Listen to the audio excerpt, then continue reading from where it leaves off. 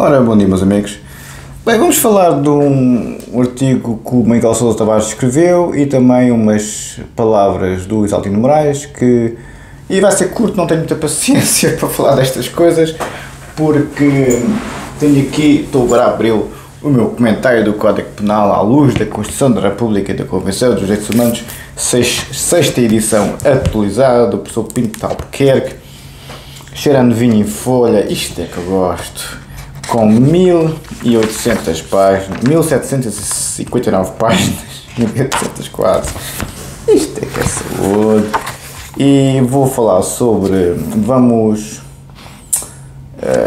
vamos falar sobre o tema 2 da política, muito brevemente, a minha tese é doutoramento em Direito Penal, e depois vamos começar a analisar o Código Penal português, que o professor Pinto de Albuquerque dedica às mulheres e aos homens que servem a justiça portuguesa, juízes e magistrados do Ministério Público, advogados, notários, conservadores, solicitadores, agentes das forças de serviço de segurança, sobre tal porque é o maior, e funcionários judiciais, prisionais e de reinserção social. Na Amadora há 3 coisas boas: o professor Pinto Albuquerque, a minha pessoa e a Academia Militar.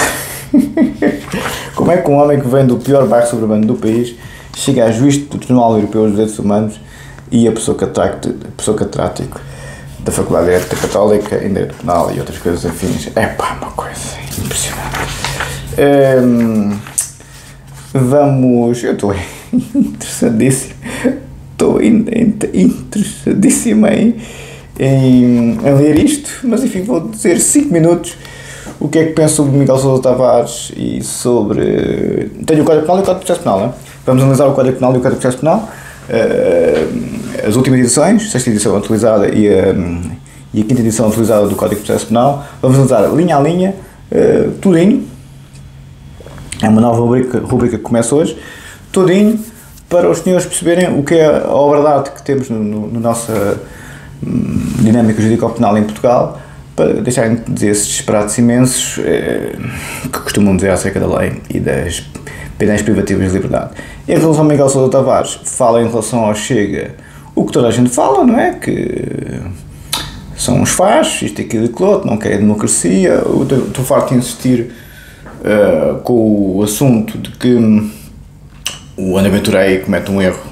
O homem não faz por mal, não é? O André Ventura não é falacioso, mas faz uma certa falácia em associar os 50 anos. Eu estou farto de insistir, e falo disso com o professor Mentar Ribeiro, aliás, em que não se deve dizer os últimos 50 anos, porque senão parece que se está a elogiar a ditadura e a criticar a democracia. Era uma boa ideia dizer os últimos 30, desde que o socialismo chegou ao poder, verdadeiramente, porque o Mário Soares fez lá um tirocínio pequenino, não é? Enfim, fez um tirocínio pequenino, mas mesmo assim foram 2 bancas rotas. Mas pronto, o país estava sem dinheiro, tinha sido a ditadura e tal, pronto, compreendeu-se quase. O país começa a afundar com o Eugênio Guterres, António Guterres, em 95, que foi verdadeiramente o primeiro, o princípio do fim. Guterres, Costa e Sócrates foram obviamente o problema do país. Não foi o professor Cavaco Silva, nem o Dr. Mário Soares, nem o professor Francisco Moral, nem, obviamente, o professor Cavaco Silva, muito pelo contrário, que foi o melhor primeiro-ministro que tivemos. Efetivamente, o Miguel Sousa Tavares diz isso, diz que efetivamente o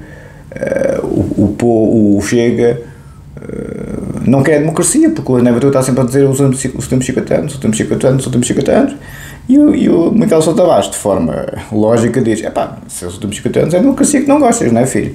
E eu estou sempre a insistir 30, o socialismo é que é o problema, não a democracia, e as pessoas não querem a ditadura de volta. Eu insisto muito nas minhas lives nesse contexto, como sabem, muito, tive muita gente nas minhas lives, algumas pessoas a defender isso.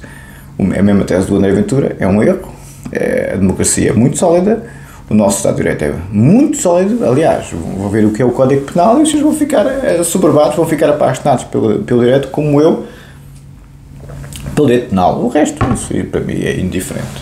Para mim é indiferente. Por isso, o Isaltino Moraes diz que o pessoal do Chega, que vota no Chega, também é burro. Pronto, o habitual. A gente já sabe que o establishment não gosta de dar grandes abébias ao Chega, porque é o new kid on the block e evidentemente refere muitas suscetibilidades. Por isso, vou já para a matéria, não tenho muita paciência para falar sobre isto, estou entusiasmadíssimo com os meus amigos, que é o Pessoa Pinto Albuquerque e a Companhia Limitada. Eu disse isso ontem, no sábado, na minha live, que o meu mundo, eu não fazia a mínima ideia que o YouTube era como a política quase, ou seja, só serpentes e só ninhos de víboras e só ninhos de cascavéis e só ninhos de, enfim, escorpiões, e depois o meu mundo não é esse. Aliás, à vontade, não é? À vontade. Respondo em conformidade, mas o meu mundo é o Pessoa Pinto Albuquerque e Companhia Limitada. É? Sempre foi. Eu saí do registro. Tenho competências para responder em conformidade, como sabem. Mas é só para pôr essa gente, vão ver onde é que vão parar. Mas não estou para dar para esse peditório de gente completamente desequilibrada ou estúpida, estar em constante quid pro quo. Quer dizer, né? Mas é que nem tenho paciência para isso, percebem? Nem tenho paciência, não é a minha personalidade. Eu faço combate no karaté e gosto de competências para quando tenho um problema na rua, enfim, já foram. Agora, daí, enfim, estar-se neste eterno registro clarniano, uma agressividade avassaladora para com as pessoas, por razões políticas, pelas ideias das pessoas, por amor de Deus, quer dizer, isso era no tempo do Salazar, pronto, uma ditadura, compreendo. Agora, numa democracia, a 23ª a nível mundial, estão com essas parvoízes. Não tenho paciência nenhuma, mas é que não tenho mesmo paciência nenhuma. E acho execrável. Estou a ver se abre aqui a minha tese, mas como o telemóvel estava desligado, isto é sempre devagarinho, e pronto, então tínhamos ficado na jurisprudência italiana. Vai ser curtinha a jurisprudência italiana, porque eu quero ir para o Código Penal do Pessoa Pinto Albuquerque, né? Então vou-vos dar metade, um bocadinho da tese e depois o Pessoa Pinto Albuquerque, está bem? Ora, tínhamos ficado na jurisprudência italiana, e pronto, basicamente como hoje, e vou citar muito o Pessoa Pinto Albuquerque na minha tese doutoramento, obviamente, em Direito Penal, mas vão acompanhar o pensamento do Pessoa Pinto Albuquerque no próprio Código Penal, porque as notas do Pessoa Pinto Albuquerque no próprio Código Penal são 25.000 teses de doutoramento. Os senhores vão ficar, como eu fiquei, assoberbados com o conhecimento do Pessoa Pinto Albuquerque. É uma coisa impressionante.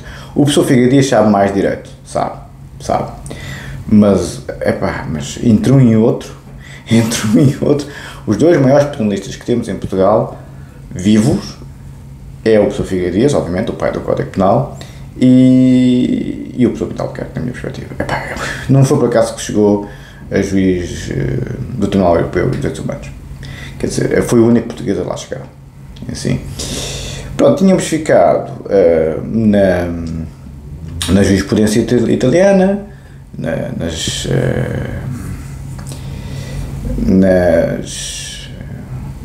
ambiguidades da lei, não é? Como é que os seus juízes conselheiros italianos determinaram que as perturbações da personalidade fossem causa de imputabilidade e imputabilidade diminuída. Tínhamos ficado aqui. Vou ser curto, porque quero ir para o Pinto Albuquerque. 5 ou 6 minutinhos aqui, depois 5 minutinhos no Pinto Albuquerque, depois faço, só para vos abrir o pedido.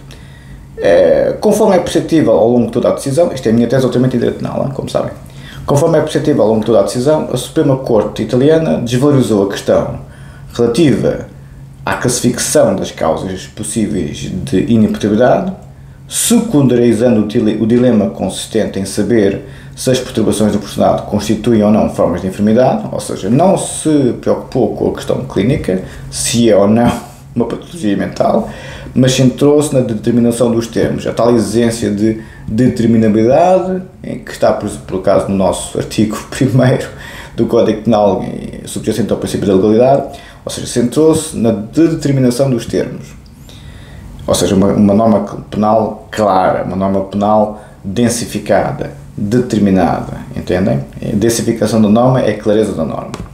Em que tais, e a determinação da norma é a clareza da norma jurídica, em que tais perturbações são suscetíveis de afetar a capacidade de querer, ou seja, o livre-arbítrio, a volição, e de entender, cognição, autodeterminação em termos jurídicos, do sujeito portador de acordo com o conhecimento científico disponível,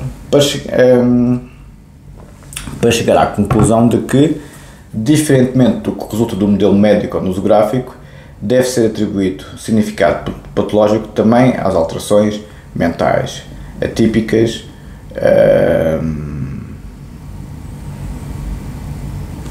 onde é que eu estou? Paradigmaticamente exemplificadas pelas psicopatias. Entendimento. Onde é que eu ia? Acho que já, não sei se me estou a repetir, mas se me tiver a repetir, paciência. Até é bom para vocês perceberem melhor, para os senhores perceberem melhor. Paradigmaticamente exemplificadas pelas psicopatias, entendimento com o qual discordamos, como temos vindo a demonstrar. A Suprema Corte Italiana partiu da consideração de que o conceito de inimputabilidade é simultaneamente empírico e normativo. Creio que já vos disse isto, estou-me a repetir um bocadinho, mas está bem.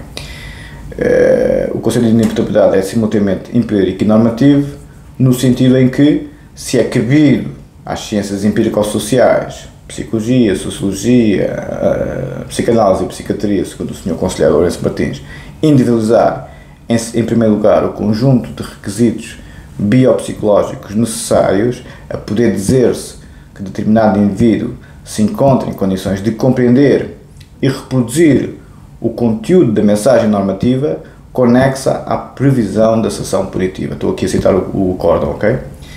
Ao julgador pertence a fixação das condições para a relevância jurídica dos dados científicos proporcionados. Ao julgador pertence ao juiz pertence a fixação das condições para a relevância jurídica dos dados científicos proporcionados. É o juiz que decide o que é a ciência. Aliás, a ciência não se pode arrogar de é isto. Não, o juiz diz, não é isso, mas de acordo com a lei é isto. O conceito de inimputabilidade para o registro clínico é diferente para o registro jurídico. Muita gente que faz essa confusão. O que obedece a referentes e valorações que transcendem, já vos falei disto, os aspectos estritamente científicos do problema e se atém diretamente aos objetivos de tutela perseguidos pelo sistema de direito penal e aos códigos de legitimação do exercício do poder punitivo, como eu já vos disse aqui. Ou seja, o objeto de tutela perseguido pelo sistema de direito penal é obviamente a ressocialização do arguido, não a punição do arguido. E é isso que os senhores têm que perceber de uma vez por todas, porque senão vão entrar num registro dos Altinos Morais, são burros. O pessoal do Chega, que estão sempre com esse... Eu gosto do Chega, como sabem, e muito, e eles gostam de mim. Mas estão sempre com essa conversa da punição do arguido, isso é discurso de sepeiro e é discurso de pedreiro. O poder punitivo do Estado não é para punir o arguido, é para ressocializá-lo, entendem? Por isso é que a prisão perpétua é completamente bizarro. Há muitos países na União Europeia e na Europa em geral, e no mundo em geral, então Nossa Senhora, que têm prisão perpétua. Assim está bem, está errado, e acabou. Pronto, mas depois, se os senhores sabem mais direito penal que o professor Pintal, porque é que o professor Figueiredo, depois digam-me, está bem, mandem-me um e-mail e digam-me porque é que a prisão perpétua está certa. Porque o fulano tal faz, está bem, mas nós podemos ser inovadores e podemos ser mais civilizados que os outros ou não? É que se os senhores querem se medir pelos... Está bem que há países muitíssimo civilizados na União Europeia e na Europa em geral que têm prisão perpétua. Não é a nossa tradição. Nós tivemos ditaduras muito recentemente. Não foi só o Estado Novo. Tivemos uma ditadura militar na transição da Primeira República para o Estado Novo. Quer dizer, o que é que foi a monarquia até ao século XIX? Se não uma monarquia absoluta quase. Quase, sem quase, mas enfim. Tal perspectiva, e com isto concluo, já vos disse isto, mas nunca é demais. Repetir.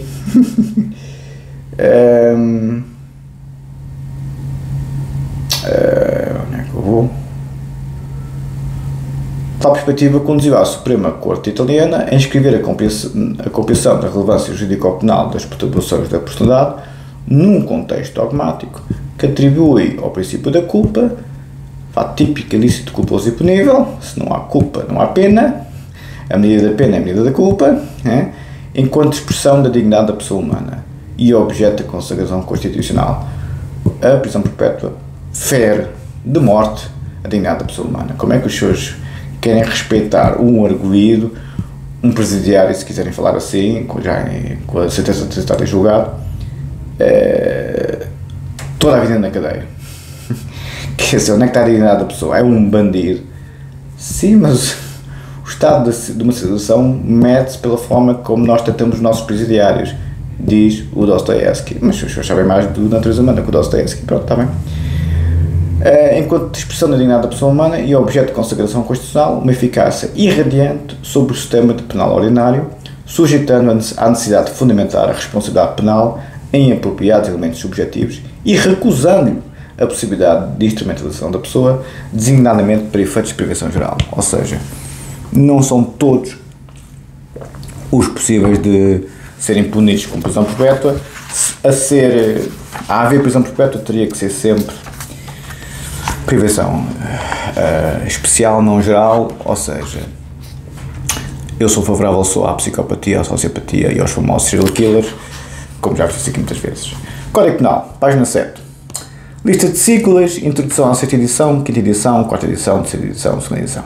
Código Penal, relatório constante do Decreto-Lei nº 482, 23 de setembro, foi quando ele foi redigido, só entrou em vigor a 1 de janeiro de 83, isto na página 25. E depois a grande reforma do Código Penal que tivemos, a única que tivemos até hoje, relatório constante do Decreto-Lei nº 4895 de 15 de março, ou seja, o professor Pinto Albuquerque também coloca aqui no texto do Código Penal o Decreto-Lei que foi publicado, obviamente, em Diário da República e instituiu, de certa forma, o Código Penal em letra da lei, só entrou em vigor a 1 de janeiro, mas é de 23 de setembro de 82, o nosso Código Penal, e depois a grande reforma do Código Penal, só tivemos muitas revisões, mas só tivemos uma reforma, Decreto-Lei nº 48 de 95, de 15 de março de 1995.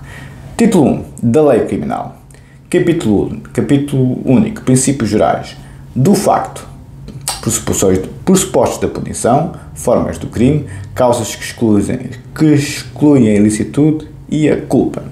Das consequências jurídicas do facto, disposição preliminar, penas de prisão, de multa de proibição do exercício da profissão, função, atividade, suspensão da execução de pena de prisão, prestação de trabalho a favor da comunidade e admoestação, liberdade condicional, que os senhores detestam, penas acessórias e efeitos das penas, escolha e medida da pena, regras gerais, reincidência, punição do concurso de crimes e do crime continuado, desconto, pena relativamente indeterminada, delinquentes por tendência, alcoólicos e equiparados, disposições comuns, pessoas coletivas, medidas de segurança, aqui está, capítulo 7, medidas de segurança, vamos analisar isto com grande rigor.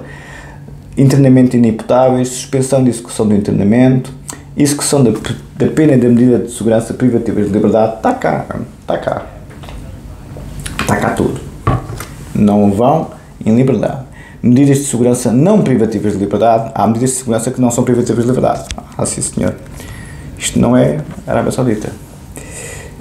Internamento inimputáveis, portador de anomalia psíquica, perda de instrumentos, produtos e vantagens. Queixa e acusação particular, extinção da responsabilidade criminal, prescrição do procedimento criminal, prescrição das penas e das medidas de segurança, também prescrevem, isto não é o Salazar. Outras causas de extinção, indemnização das perdas e danos por crime. Ou seja, esta é a parte geral do livro 1 e vamos agora, no próximo livro, para a parte especial, livro 2. Lembra-se quando o professor Eduardo Correia elaborou o projeto do Código Penal, parte geral em 63, parte especial em 66. Pronto, a parte geral é esta. E a parte especial é o livro 2, que eu agora vos vou dizer no próximo vídeo. Ficamos por aqui. Estou entusiasmadíssimo com este Código Penal. Ixi, cheira a novo. É de...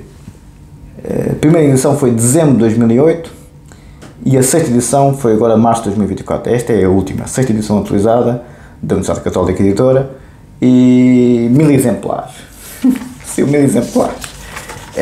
Isto aqui é até... o cheirinho é novo. Um abraço, até já.